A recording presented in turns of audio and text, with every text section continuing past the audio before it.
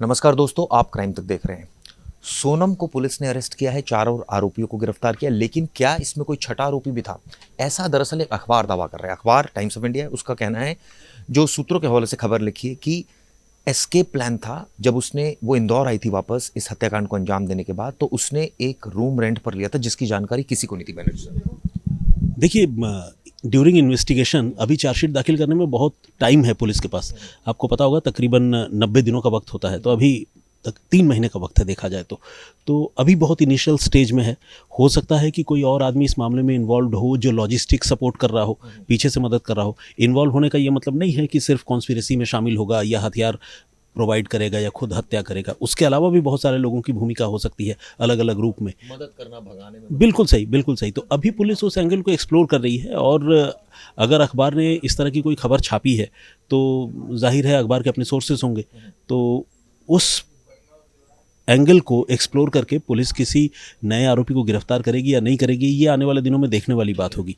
रही बात किराए के मकान की, तो जाहिर है कोई भी अपराधी जब अपराध करता है तो पहले छुपने छिपाने का भी इंतज़ाम करता है। प्लानिंग तो यहाँ तक थी कि वो यहाँ से नेपाल भाग जाएंगे, तो लेकिन प्लानिंग होना और उसको प्रॉपरली एग्जीक्यूट कर पाना, क्राइम के मामले में खासकर जब आप अपराध कर रहे हो, तो वो दोनों चीज़ें बहुत अलग अलग होती हैं और नामुमकिन सी बात लगती है।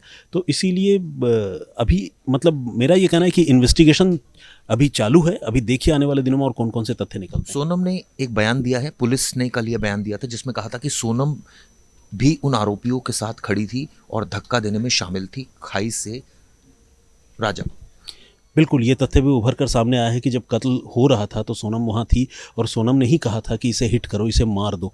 तो ये अपने आप में बहुत बड़ा बिट्रेयल है। यही वजह है कि इस पूरी कहानी के इतने ज़्यादा चर्चे हैं, इस घटनाक्रम के इतने ज़्यादा चर्चे हैं। शॉकिंग एलिमेंट तो यही है ना कि एक ऐसा आदमी जिसके साथ आपकी शादी हुई है और जिस आदमी ने आपके साथ कोई ज़ोर ज़बरदस्ती नहीं की, आपके साथ कोई पुरानी दुश्मनी चली आ रही हो, ऐसा नहीं है, परिवार की रजामंदी से शादी हुई है, तो ऐसे किसी आदमी को कोई क्यों मारेगा? सबसे बड़ा सवाल यही है। लेकिन इस दुनिया में बहुत तरह के लोग हैं, कॉम्प्लिकेटेड ब्रेन है उनका, तो उनमें से सोनम भी शायद एक है जिसने एक इस तरह के बेगुनाह और इनोसेंट आदमी की जान ली। तो लोग इस बात पर बहुत हैरान हैं।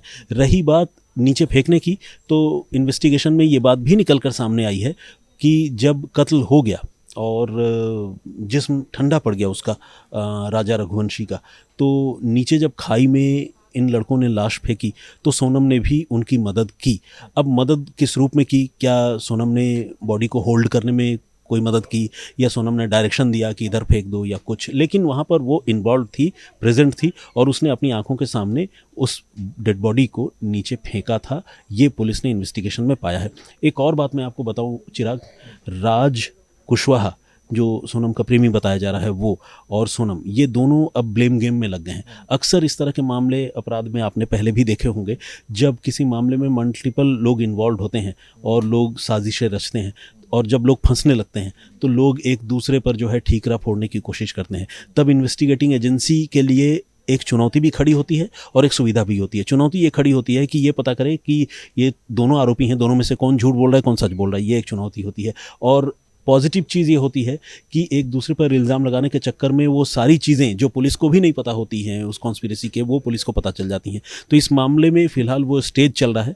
कल डीआईजी जो हैं मेघालय के, उनसे हमारे सहयोगी बात कर रहे थे, अरविंद ओझा, तब उन्होंने ये कहा था कि दोनों जो है एक दूसरे पर आरोप लगा रहे हैं।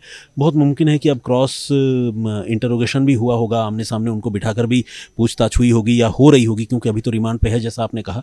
तो इस दौरान भी बहुत सारी नई बातें निकल कर सामने आएंगी चिराग। खुद अखबार ने कोट किया, वो इसलिए कह रहा है क्योंकि उसका कहना है कि इस लड़की ने खुद कातिल ढूंढे, सुपारी किलर ढूंढे, पैसे दिए, मौके पर पहुंची, बॉडी कैसे डिस्पोज ऑफ करनी ये बताया, वहां से कैसे भागना है ये बताया, और भागने के बाद क्या क्या करना है, सारी चीजें इसने बताई। बिल्कुल, ये तो since very first day Meghalaya police बता रही थी कि ये मास्टरमाइंड है इस केस का, इसमें कोई दो राय नहीं है। एक लड़की जो शादी के बाद कायदे से केसेस तो इस तरह के होते हैं कि अगर पति पर कोई हमला करे तो कोई बीवी जो है, पत्नी जो है, वो जान पे खेल जाए, उसकी जान बचाए। लेकिन यहाँ साये की तरह साथ रहने वाली एक बीवी पति की जान ले रही थी, तो उसके कनाइवेंस के बगैर और उसकी गहरी साजिश के बगैर ये काम मुमकिन नहीं था। और देखा जाए तो ये सारे लोग जो भी पकड़े गए हैं, चाहे वो सुपारी किलर्स हो या सोनम का प्रेमी हो वो राज कुशवाहा, ये सारे लोग मुझे लगता है सोनम के मुकाबले कम पढ़े लिखे लोग हैं और जिनको ल्यूर किया जा सकता है। सोनम एक बिजनेस फैमिली से है और वो अपने पापा का कारोबार भी संभालती थी और इसी सिलसिले में उसकी राज से मुलाकात भी हुई थी। तो सोनम जानती थी how to tackle people, how to use people, how to take work from them, ये सारी चीज़ें सोनम को पता थी। तो इसीलिए इस केस की मास्टरमाइंड, बेशक वो मतलब देखा जाए जेंडर वाइज तो वो अकेली लड़की है जो इस केस में इन्वॉल्व है, बाकी सारे लड़के हैं, लेकिन इस केस की रिंग लीडर कह लें या मास्टरमाइंड कह लें वो सोनम ही थी। ये पुलिस ने कहा है और पुलिस के पास इसके एविडेंस भी है। लेकिन अगर राजा कह रहा है, अगर एक बात को राज कह रहा है, अगर ये बात मान ली जाए कि मास्टरमाइंड वो है और अगर सोनम कह रही है कि मास्टरमाइंड राज है, तो अगर इस पॉइंट ऑफ व्यू से सोचे कि राज मास्टरमाइंड हो तो ये भी संभव है, मुमकिन है? नहीं, जो सबूत हैं वो तो इंडिकेट कर रहे हैं कि सोनम ही मास्टरमाइंड है, क्योंकि राज के पास कोई ऐसा मोटिव नहीं है डायरेक्ट देखा जाए तो। मोटिव हो सकता है कि भाई मुझे उसको वो सेकेंडरी मोटिव है ना दोस्त। फर्स्ट प्राइमरी जिस आदमी कि वो पार्टनर है, उस आदमी की जिम्मेदारी बनती है ना कि उस आदमी के साथ रहे, प्रोटेक्ट करे उसको, उसका ख्याल रखे। नई नई शादी हुई है, लेकिन जहाँ वो आदमी ही मतलब सोनम ही अगर मान लीजिए अपने लाइफ पार्टनर को, लाइफ पार्टनर तो क्या कहूँगा, ये तो राज की तरफ से ही था, राजा की तरफ से ही था लाइफ पार्टनर, ये तो लाइफ पार्टनर नहीं मानती थी। तो जब सोनम ही अपने मतलब मैरिटल पार्टनर की जान लेना चाहती थी तो सबसे बड़ी कॉन्स्पिरेटर तो वही हुई। राज ने सजेशन दिया हो कि ये कर सकते हैं। सजेशन सिर्फ देने से मास्टरमाइंड नहीं होता ना, आपको पता है अगर किसी केस को एग्जीक्यूट करना है तो उससे बहुत आगे की चीज़ें करनी पड़ती हैं। तो इसका मतलब रोल तो सभी का है ना, कहने का मतलब मास्टरमाइंड कहना, एक वर्ड यूज करना, ये देखिए कानूनी तौर का नहीं मतलब नहीं है, ऐसा नहीं है किसी भी चीज़ को। अब देखिए कोई मतलब एक दूसरे सेंस में कहना चाहता हूँ, अब कोई टीम परफॉर्म करती है तो जीतने में सबका या हारने में सबका रोल होता है, लेकिन एक कैप्टन भी होता है। तो क्राइम के मामले में भी जो कैप्टन होता है वो देखा जाए तो मास्टरमाइंड होता है, क्योंकि वो अपने उस गैंग को एक तरह से चलाता है, बताता है कि तुम्हें कैसे काम करना है। सज़ा अलबत्ता सबको बराबर होगी, इसमें कोई दो राय नहीं है, चाहे वो राज कुशवाहा हो या सोनम रघुवंशी हो। एक बनर्जी साहब, बड़ी सवाल बहुत उठ रहा है और आपने भी सुना होगा, एक तस्वीर, कई सारी तस्वीरें आई हैं उसकी शादी की, कई सारी रिसेप्शन की तस्वीरें आई हैं, कई सारी तस्वीरें उसकी आई हैं राजा की जिम करते हुए। एक और तस्वीर हमने देखी जिसमें एक उसने पिंक कलर का ड्रेस पहना हुआ है और वो बड़े मज़े से डांस कर रही है उसके साथ। वो तस्वीर मैंने भी वीडियो में भी अपनी लगाई है। तो आप सोचिए, ये तस्वीर देखकर एकदम एक अजीब सी फीलिंग नहीं आती कि यार ये लड़की, ये तो अभी 10 दिन पहले डांस कर रही थी। देखिए चिराग, बेसिकली यही वो बातें हैं कि हम और आप इस घटना के इतने दिन बाद बैठकर भी इस खबर की चर्चा कर रहे हैं। असल में इसमें बहुत सारे शॉकिंग एलिमेंट है, सिर्फ डांस करने के नहीं है। आप देखिएगा जब वो मैरिज का रिसेप्शन हो रहा था तब ये लोग एक फ़ोटोग्राफ और एक वीडियो के लिए जब पोज कर रहे थे तो ये लोग जंप कर रहे थे। बहन आई थी, हाँ बहन आई थी, उसने भी जंप किया रील बनाते वक्त। तो सवाल यह है ना कि जब आप किसी फैमिली में जाते हो और इस तरह से इन्वॉल्व होते हो तो लोगों को लगता है कि ये हमारा इंटीग्रल पार्ट है और लोगों को लगता है कि ये मैच बहुत सही हुआ है। देखिए जो राजा की माँ हैं उमा रघुवंशी, वो अपनी नई नवेली बहू पर जान छिड़क रही थी। आपने जब वो टेलीफोनिक कन्वर्सेशन सुना होगा तो आपने देखा होगा कि वो इस बात के लिए बहुत चिंतित थी कि मेरी बहू ने पता नहीं कुछ खाया या नहीं खाया, वो उपवास में है, व्रत में है, और ये उनको बहका रही थी। फैमिली लग रही है। भोली क्या मतलब अच्छे लोग हैं, इनोसेंट लोग हैं। और ये जो है मतलब मुझे लगता है कि शातिरपने का भी जो डिग्री होता होगा ना कि अल्ट्रा प्रो मैक्स, ये वो मामला था। मतलब ऊपर कुछ बाहर कुछ और अंदर कुछ, कुछ इस तरह के सिचुएशन थे। कल परिस्थिति पैदा हुई, आपने अपने क्राइम करियर में ऐसी परिस्थिति शायद मैंने तो बहुत कम देखी नहीं। इनफैक्ट एक आरोपी एग्जैक्टली है ना, एक मतलब एक आरोपी का परिवार जाके मिल रहा है डिजीज्ड फैमिली से, और मिल कौन रहा है? गोविंद।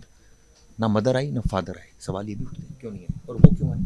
देखिए हर आदमी के बस की बात नहीं है वो करेज गैदर करना। और उनके पापा मतलब उनके तो क्या, उसके पापा, सोनम के पापा ने पहले ही ये स्टैंड ले लिया है कि मेरी बेटी को फंसाया जा रहा है, इस मामले की सीबीआई जांच होनी चाहिए। ज़्यादातर मामलों में हमने ये देखा है कि किसी के घर का कोई मेंबर अगर अपराध में लिप्त होता है तो परिवार के लोग अपने फैमिली मेंबर का ही साथ देते हैं। और वो फिर ये करेज गैदर नहीं कर पाते, ये कहें कि नहीं जी हम तो सच्चाई का साथ देंगे, और वो अल्टीमेटली कोर्ट में भी उनके हक में मुकदमा लड़ते हैं। तो यहाँ पर सोनम के परिवार के बाकी लोगों ने, खासकर सोनम की माँ ने भी, हमने देखा कि सोनम की माँ ने भी कहा कि मेरी बेटी को हमने ऐसे संस्कार नहीं दिए, वो इन्वॉल्व नहीं हो सकती। पापा ने भी यही बात कही, पापा ने कही कि मेघालय पुलिस ही फंसा रही है, जिसका मुझे कोई लॉजिक समझ में नहीं आता। मेघालय पुलिस की आपकी बेटी से कोई दुश्मनी तो है नहीं, और इतने मतलब कोई कनेक्शन भी नहीं बनता, दुश्मनी तो तब हो जब कोई कनेक्शन बने। तो लेकिन गोविंद ने चूंकि अपनी आंखों से सारी चीज़ें देखी, और गोविंद पहले मेघालय गया, वो लड़का दर दर भटका अपने बहनोई और बहन को ढूंढने के लिए। उसके बाद जब बहनोई की लाश मिल गई तो बहन को ढूंढने के लिए भटकता रहा इधर उधर, लंबे समय तक ये सब चलता रहा। और जब उसने रियलाइज़ किया कि इस तरह की घटना हुई और इस घटना में मेरी बहन इन्वॉल्व है, जब उसको इस तरह के हिंट मिल गए, एविडेंस मिले, क्योंकि उसने जब बहन से पूछा ना तो उसकी बहन आंख नहीं मिला पाई, गोविंद ने ये बात बताया। तो फिर हाँ, तो जब ऐसी बात हुई तो उसे लगा कि ठीक है, जब मेरी बहन दोषी है तो अब मेरे पास ये विकल्प बचता है कि या तो मैं अपने दोषी बहन को प्रोटेक्ट करूं, या फिर जाकर जो है जो पीड़ित लोग हैं जिनको तकलीफ हुई है, अल्टीमेटली वो भी अब उसके फैमिली मेम्बर हैं। अब बातें ये भी हो रही हैं कि कहीं ऐसा तो नहीं कोई साजिश का हिस्सा हो ये भी कि अब फंस गए हैं तो अब चलो एक ये पैतरा अपना। नहीं देखिए, अभी तो लोग हर किसी पर शक कर रहे हैं, लेकिन इन बातों का तब तक कोई मतलब नहीं है जब तक एजेंसी के इन्वेस्टिगेशन में कोई बात सामने नहीं आए। और ऐसी साजिश का हिस्सा कोई क्यों होगा? मतलब देखिए, एक लड़की का तो ये समझ में आता है कि किसी और से अफेयर था, समझ में तो कायदे से वो भी नहीं आता, किसी और से अफेयर था और खुंदक में उसने हत्या कर दी, समझ में आता है। मैं इसलिए बोल रहा हूँ क्योंकि इस तरह के केसेस पहले हो चुके हैं। लेकिन एक भाई जिस बहन की शादी 10-12 रोज़ पहले करवा रहा है, उस बहन के पति की हत्या करवाने की कोशिश करेगा या उसमें शामिल होगा, इसका कोई रीज़न भी समझ में नहीं आता। लड़की का तो इसलिए समझ में आता है कि लड़की मान लीजिए खुंदक में है कि माँ बाप ने मुझे फोर्स किया, अब मैं अपनी भी ज़िंदगी बर्बाद करूँगी और उसको भी मारूंगी, ये बात एक रीज़न समझ में आया। ऑल्दो ये रीज़न जस्टिफाइड नहीं है, लेकिन उसके भाई का तो कोई रीज़न भी समझ में नहीं आता। मैं इसी सवाल पर आऊँगा। लोग कह रहे हैं तलाक ले लेते, लोग कह रहे हैं छोड़कर चले जाते, लोग कह रहे हैं भाग जाती, लोग कह रहे हैं शादी नहीं करती। शादी क्यों कर दी और मारा क्यों? यही बात तो चिराग किसी को नहीं समझ में आ रहा है। बेसिकली ये केस सॉल्व हो गया है, आरोपी गिरफ्तार हो गए हैं, evidence, CCTV footage, technical evidence, mobile chat, आला कत्ल, वो कपड़े, रेनकोट, सब कुछ मिल चुका है। लेकिन ये नहीं समझ में आ रहा है। देखिए, एक रीज़न वेग टाइप का ये भी है कि लव ट्रायंगल में हत्या हो गई, एक प्रेमी है, एक पति है, एक लड़की है, लव ट्रायंगल बन गया, मर्डर हो गया, ये भी समझ में आया। लेकिन सबसे बड़ी बात यह है कि लव ट्रायंगल में जो पति है वो अपने आप को कोई फोर्स तो कर नहीं रहा था, वो आपके पीछे तो पड़ा हुआ नहीं था कि नहीं मुझसे शादी करनी ही पड़ेगी या कुछ। बिल्कुल बिल्कुल हो सकता, मना कर देता तो ज़बरदस्ती आज के ज़माने में कौन करता है। तो मुझे भी ये बात समझ में नहीं आ रही है, और यही वजह है कि ये केस इतना शॉकिंग है। लोगों को लग रहा है कि भाई शादी ही नहीं करनी चाहिए थी। जो बातें आपने बोली ना, एग्जैक्टली वही बातें मेरे मन में है कि शादी नहीं करनी चाहिए थी। अलबत्ता अगर आपने शादी कर भी ली तो अलग रह लेना था, अगर आपने उसके बाद भी नहीं समझ में आ रहा था तलाक लेना था, अगर फिर भी समझ में नहीं आ रहा था तो भाग ही जाते यार, घर छोड़ के भाग जाते। अब कत्ल करने के बाद भी भागने की प्लानिंग कर ही रहे थे तो पहले ही भाग जाते बिना कत्ल किए हुए। तो कम से कम लीगल केस तो नहीं लगता है। मतलब इस तरह का केस तो नहीं लगता, और दुनिया इतनी थू थू तो नहीं कर रही होती आपके ऊपर। तो आपका कहना बिल्कुल सही है कि ये बात अभी भी समझ से परे है। कल को जब इन्वेस्टिगेशन पूरी होगी, इसीलिए बैनर्जी साहब ये सवाल पूछा जा रहा है कि ये क्यों मारेगी, तो राज तो मार सकता है, नहीं नहीं मेन कॉन्स्पिरेटर वो हो सकता है। नहीं, तो अगर ऐसा है तो फिर इस लड़की को सामने आना था ना।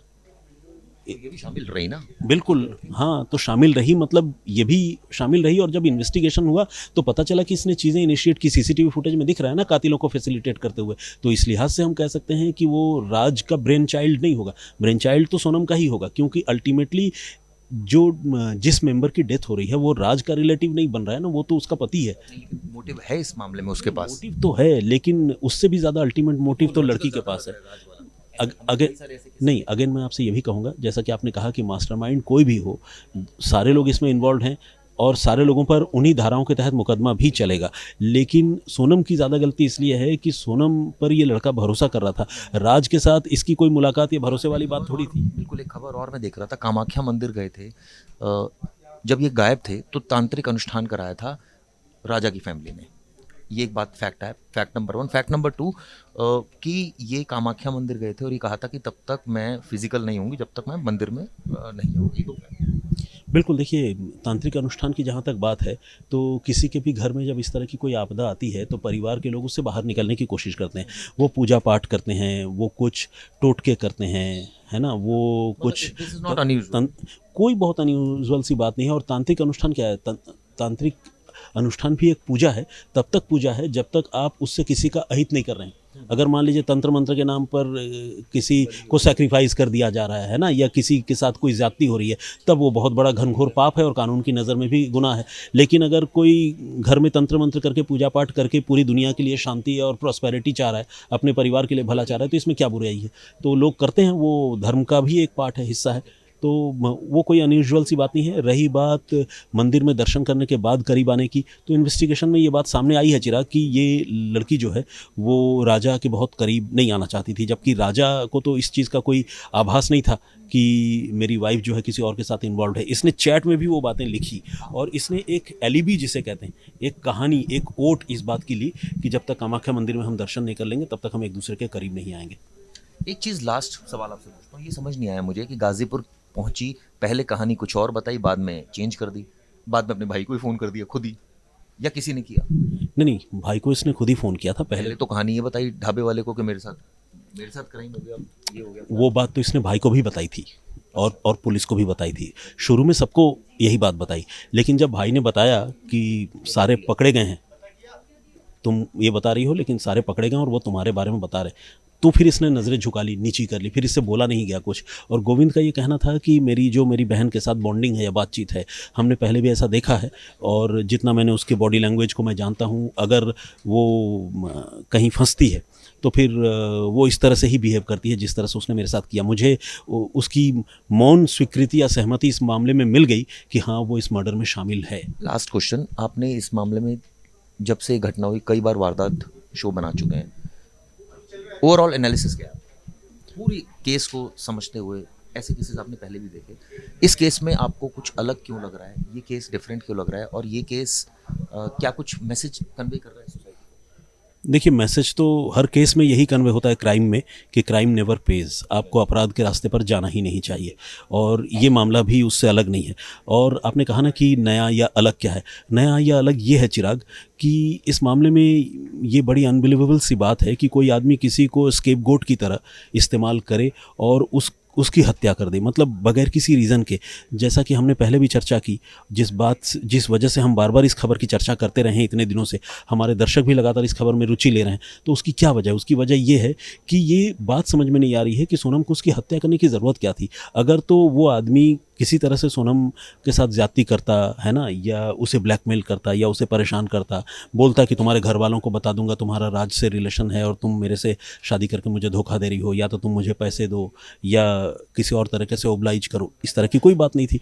तो जब कोई डायरेक्ट कन्फ्रंटेशन वाली बात नहीं थी, कोई मतलब यही तो एक अजीब सी बात है ना कि किसी आदमी की हत्या कोई क्यों करेगा। लेकिन मुझे जो बात समझ में आ रही है चिराग, ये मेरा कैलकुलेशन या स्पेकुलेशन कह लीजिए, ये कोई इन्वेस्टिगेशन की बात नहीं है, वो ये कि मुझे ऐसा लगता होगा कि शायद मम्मी पापा को इसने हिंट तो किया ही होगा कि मेरा किसी और से अफेयर है, और इसके बावजूद मम्मी पापा जैसा होते हैं, पेरेंट्स होते हैं कि अरे कोई बात नहीं, शादी हो जाएगी तो चीज़ें सेटल हो जाएगी, घर परिवार में मतलब इन्वॉल्व हो जाएगी, तो फिर ये प्यार वार का भूत सर से उतर जाएगा, इस तरह की बातें लोगों के दिमाग में होती है। तो हो सकता है मम्मी पापा ने ये स्टैंड लिया हो, और जब मम्मी पापा ने ये स्टैंड लिया होगा तो सोनम फिर खुंदक में आ गई होगी। और सोनम, कई बार हमने देखा है कि लोग ऐसे होते हैं कि बेशक मैं अपना भी बिगाड़ लूँ लेकिन मैं तुम्हारा भी बिगाड़ूंगा, तो इस नीयत से हो सकता है उसने हत्या की हो।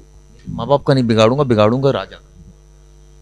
हाँ, राजा तो माँ बाप है, लेकिन हाँ, राजा तो देखा जाए तो एक मोहरे की तरह इस्तेमाल हो गया इस मामले में। तो दोस्तों, वीडियो कैसे लगी जरूर बताएगा। धन्यवाद।